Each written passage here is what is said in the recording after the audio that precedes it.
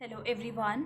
आज के इस लेक्चर में हम डिस्कस करेंगे मोबियस फंक्शन के बारे में एंड उससे रिलेटेड कुछ एग्जांपल्स एंड थ्योरम देखेंगे। तो चलिए स्टार्ट करते हैं। For a positive integer n the Mobius function mu is defined as mu n is equals to, यहाँ पर तीन हमारे पास इस फंक्शन से हमें तीन वैल्यूज़ जो है मिलेंगी। फर्स्ट, इफ़ n की वैल्यू 1 है तो हमें आंसर 1 मिलेगा, like mu 1 is equals to 1। Then if p square is divided by n for some prime p तो हमें आंसर मिलेगा 0। अभी मैं इससे रिलेटेड आपको एग्जांपल्स बताऊंगी तो आपको ये अच्छे से समझ में आ जाएगा। और इफ़ जिसका भी आपको मोबियस फंक्शन निकालना है उसको हम इस तरीके से फैक्टर्स में लिख सकते हैं, like p1 p2 till pk is the product of k distinct primes. तो -1 की पावर k कर देंगे, इफ़ वो ऑड है इवन है उसी के अकॉर्डिंगली देन हमें आंसर मिलेगा। सो म्यू 1 की वैल्यू 1, म्यू 2 की वैल्यू, म्यू 2 को हम इस तरीके से लिख सकते हैं 2 × 1, ठीक है। देन म्यू 2 × 1 मतलब -1 की पावर कितनी हो गई 1। आप इस 1 को चाहे हटा दो, ठीक है। 1 को आपको इंक्लूड नहीं करना है प्रोडक्ट ऑफ प्राइम्स में, क्योंकि इंटू 1 करते हैं तो वही सेम आंसर आ जाता है। या फिर आप डायरेक्टली इससे ये लिख सकते हैं कि -1 की पावर सिर्फ ये एक ही है तो -1 की पावर 1, -1 आंसर आ गया। Same with this mu 3, exactly जैसे म्यू 2 का करा वैसे ही म्यू 3 का भी होगा, तो आंसर -1 आ जाएगा। म्यू 4 में हम इस तरीके से लिख सकते हैं 2 की पावर 2, तो यहाँ पर हमें स्क्वायर फैक्टर मिल रहा है तो स्ट्रेट अवे जो आंसर है वो 0 हो जाएगा। म्यू 5 में जैसे 2 का करा 3 का करा 5 × 1 प्राइम है, -1 आ गया। म्यू 6 का करा तो म्यू 2 × 3 लिख सकते हैं 6 को। यहाँ पर कितने फैक्टर्स हैं, 2 फैक्टर्स हैं हमारे, तो -1 की पावर 2, कितना आंसर आ गया 1। म्यू की पावर म्यू 7 का निकालना हुआ तो सेम 7 × 1 ही होता है, तो ये आपका आ जाएगा पॉजिटिव -1, ओके। देन म्यू 8 की वैल्यू 2 की पावर 2 × में 2, तो यहाँ पर हमारे पास एक स्क्वायर फैक्टर है, प्राइम का स्क्वायर फैक्टर है, p का स्क्वायर है, where p is a prime, तो straight away answer 0। Then mu 9 को हम किस तरीके से लिख सकते हैं 3 की पावर स्क्वायर, तो ये क्या हो गया स्क्वायर फैक्टर है किसी प्राइम का, तो आंसर आ गया 0। इस तरीके से हम बाकी के एग्जाम्पल्स आप करके देख सकते हो।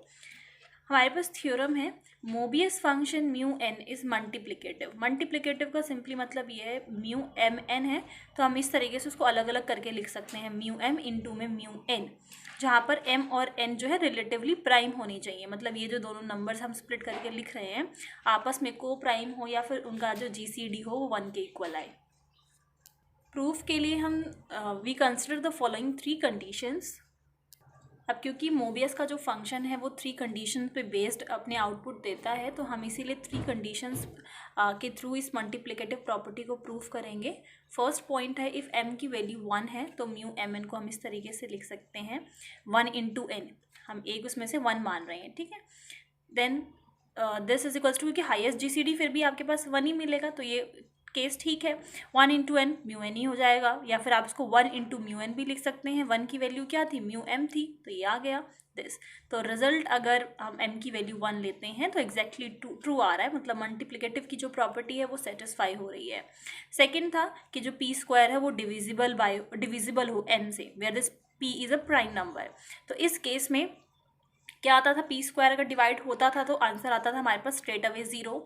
तो अगर हम करेंगे mn तो आंसर क्या आएगा स्ट्रेट अवे 0। देयरफॉर जब दोनों का ही रिजल्ट जो है वो 0 आ रहा है तो हम इस तरीके से इक्वेट कर सकते हैं, इससे हमने कुछ भी मल्टीप्लाई किया तो भी 0 ही आंसर आएगा।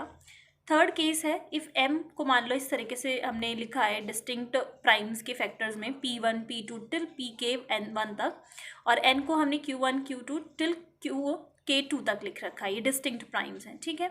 तो इस केस में -1 की पावर क्या होगा k1 प्लस में k2, जितने फैक्टर्स होते थे वो हम यहाँ पर लिख देते थे उसकी पावर में, और इसको हम इस तरीके से स्प्लिट कर सकते हैं -1 की पावर k1 × में -1 की पावर k2, और ये किसकी वैल्यू है म्यू m की, ये किसकी वैल्यू है म्यू n की। तो इस केस में भी मल्टीप्लिकेटिव प्रॉपर्टी जो है वो सेटिस्फाई हो रही है। नेक्स्ट देखते हैं, काफ़ी इंपॉर्टेंट लेमा है और इस लेमा के अकॉर्डिंगली स्टेटमेंट है फॉर ईच इंटीजर्स n की वैल्यू 1 या 1 से बड़ी होती है तो हमारे पास यहाँ पे दो आउटपुट हैं, this sigma d divides n, ठीक है, और म्यू d लिखा हुआ है। इफ़ n की वैल्यू 1 होती है तो स्ट्रेट अवे आंसर 1 आएगा, बट अगर 1 से ग्रेटर होती है तो आंसर आएगा 0, ठीक है। और ये है म्यू d, म्यू एज हमने बोला कि मोबियस फंक्शन का काम यहाँ पर कर रहा है, जो d यहाँ पर है वो यहाँ पर लिखा हुआ है, d डिवाइड्स n की वैल्यू जो यहाँ पर है वो इस पर उसके अकॉर्डिंगली हम फंक्शन की वैल्यू को डिफाइन करेंगे। सो d divides n this mu d। So proof हम स्टार्ट करते हैं। इफ़ n की वैल्यू 1 होती है तो सिंपली हम n की जगह 1 पुट कर देंगे, देन हमारे पास म्यू 1 इज इक्वल्स टू क्या आ जाएगा, 1 आ जाएगा। इस केस में तो हमारा जो रिजल्ट है वो ट्रू है, ठीक है। तो n की वैल्यू अगर 1 होती है, म्यू 1 इज इक्वल्स टू हमारे पास स्ट्रेट अवे 1 होता है। एंड देन इफ़ n की वैल्यू जो है वो ग्रेटर देन 1 है, देन हम किस तरीके से लिख सकते हैं, अगर उसकी वैल्यू 1 है तो हमें कुछ डिस्टिंक्ट प्राइम्स मिलेंगे जिसकी फैक्टर्स में हम उसको लिख सकते हैं। और ये हमारे पास mu D summation D by N है, जिसकी वैल्यू को हमें 0 प्रूफ करना है, क्योंकि सेकेंड केस में जो आंसर है वो 0 आ रहा है, ओके। तो सिंपली स्टेट यहाँ पे थोड़ा शॉर्टकट में है, इस तरीके से हम उसको प्रूफ कर सकते हैं। और इस फंक्शन में हमने जो वैल्यू डाली हुई है, मतलब पी आई डिस्टिंक्ट प्राइम्स हैं और ये के आईज, पी आई के आईज हैं, तो यहाँ पर भी जो n था यहाँ पर भी चेंज हो जाएगा। इफ़ यहाँ पर n की वैल्यू यहाँ चेंज की तो यहाँ पर भी हो जाएगा। देन सबके सबमिशन को हमने ले लिया, म्यू 1 प्लस में म्यू पी आई जो पहला होगा, देन म्यू पी आई का power square and so on till P I के आईज, जितने भी होंगे वहाँ तक हमें सबमिशन लेना है। म्यू 1 की वैल्यू 1 ही होती है, म्यू पी आई की वैल्यू -1, जैसा कि हमने 2, 3, 5, 7 इन सब के केसेस में देखा। और स्क्वायर होते ही फिर वैल्यूज़ जो है हमें 0 मिलना स्टार्ट हो जाएंगी। देन 1 -1 को कैंसिल करेंगे तो answer 0।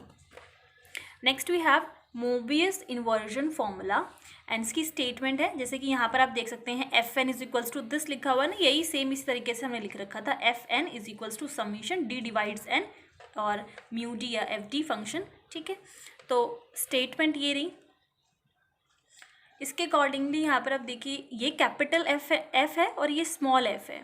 So this small f n is equals to this summation d divides n is equals to mu d f n, this is capital, ठीक है, ये कैपिटल है। तो यहाँ पे डिफरेंशिएट आपको प्रॉपरली करना है, f n divides d and this is equals to, इसको अगर हम आगे पीछे कर दें like mu n divides d डाल दें और एफ में डी डाल दें, तो ये फॉर्मूला है हमारे पास मोबियस इन्वर्जन फॉर्मूला। मैं फिर से एक बार आपको क्लियर कर दूं, दिस इज कैपिटल एफ और ये यहाँ पर कैपिटल एफ यूज़ किए गए हैं, ये स्मॉल एफ है और यहाँ पर ये स्मॉल एफ है। सो इसको हम प्रूफ किस तरीके से कर रहे हैं, ये हम लेकर चल रहे हैं और हम ये प्रूफ कर देंगे कि ये एफ एन के इक्वल है, ठीक है। तो वहाँ पर क्या लिखा था, f n is equals to this, ये चीज़ लिखी हुई थी ना, तो हम ये लेकर चल रहे हैं और इसको सॉल्व करते करते एफ एन ले आएंगे, सो दैट जो मोबियस इन्वर्जन का फॉर्मूला है वो ठीक है। तो यहाँ पर देखिए ये इस तरीके से है, summation d by n mu d as it is. आपने देखा होगा कि वहाँ पर गिवन में क्या लिखा था, f n is equals to this लिखा था ना। एक बार मैं आपको दिखा दूँ स्टेटमेंट, ये फर्स्ट देखिए equation, capital f n is equals to summation, ये स्मॉल में डी, ठीक है। तो जहाँ यहाँ पर जो डी लिखा हुआ है दिस डिवाइड्स एन, वहाँ पर इसकी जगह हमने सी ले रखा है just to avoid any confusion. तो ये फर्स्ट से हमने वहाँ पर रिप्लेसमेंट की है, तो यहाँ से ये हटकर आ गया एफ सी, और जो यहाँ पर सी लिखा है that divides N by D, ये जो लिखा है, ठीक है।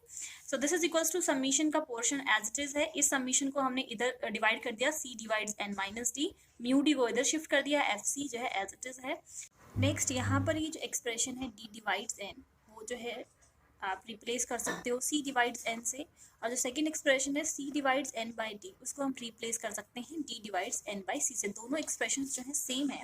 पहला देखिए, पहला एक्सप्रेशन है डी डिवाइड्स एन, मतलब d divides n, this implies that क्योंकि इसको डिवाइड कर रहा है तो किसी न किसी पे तो डिवाइड कर रहा होगा, उसको हमने डी डैश मान लिया। So N is equals to D D dash, मतलब दोनों को मल्टीप्लाई करेंगे तो ये एन ही बनेगा, रिमाइंडर जो है वो 0 है क्योंकि डिवाइड कर रहा है।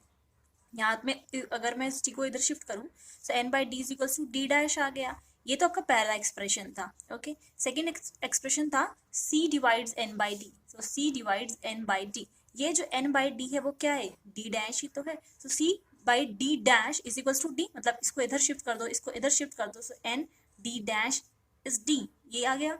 तो c by d dash is equals to d। तो ये दोनों एक्सप्रेशंस जो है वो आपस में सेम है, इस वजह से हमने इसको इस तरीके से इंटरचेंज कर रखा है। देन यहाँ पर आ जाते हैं, समीशन को बस इधर शिफ्ट कर रखा है। अब इसका रिजल्ट देखते हैं। अभी हमने लास्ट जो लेमा देखा उसमें 2 रिजल्ट थे। इफ n की वैल्यू जो है वो 1 की इक्वल होती है तो आंसर 1 आएगा, और अगर ग्रेटर देन 1 आती है तो आंसर जो है वो 0 आएगा। So if in this case n by c, इस यहाँ पर इसकी वैल्यू 1 होती है और n इसको इधर शिफ्ट कर दो, n is equals to c होता है, तो उस केस में आंसर जो है वो 1 आएगा। बाकी अगर ये कंडीशन नहीं होती तो आंसर क्या था, अदरवाइज 0 आ जाता।